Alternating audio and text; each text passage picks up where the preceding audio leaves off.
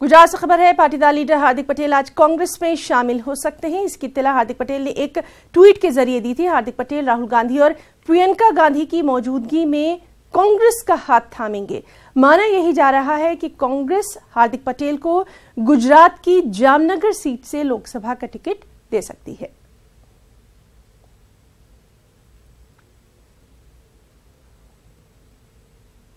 राहुल गांधी के जरिए मसूद अजहर के नाम के साथ जी लगाने पर सियासी सरगर्मियों का दौर शुरू हो चुका है। अलग अलग गोशों से बयानात आ रहे हैं, लेकिन कांग्रेस इस बयान का दिफा कर रही है।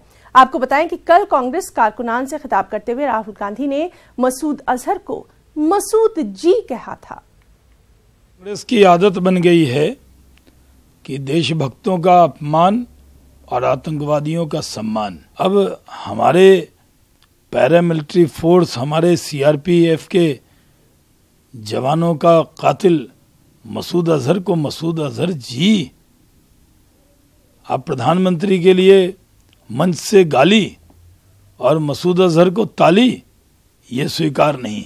मसूद अजहर के संगठन जैश ए मोहम्मद ने पुलवामा की घटना के लिए खुद जिम्मेदारी ली है, संसद पे हमले का दोषी है।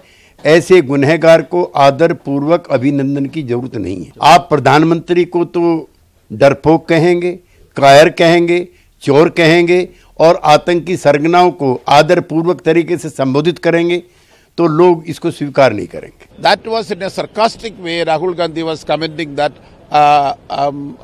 Masood Azhar ji, because it not that he called him like that. No any respect or reverence Rahul Gandhi did not show.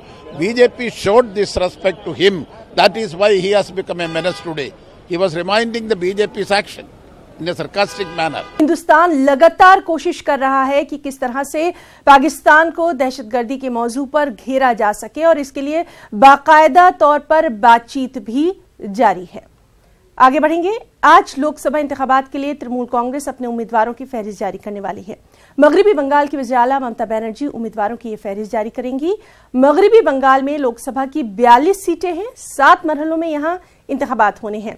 पहले मरहले की वोटिंग 11 अप्रैल को है और आखिरी मरहले की वोटिंग 19 मई को होना है। यहां मुकाबला टीएमसी, सीपीएम, कांग्रेस और बीजेपी के दरमियान है।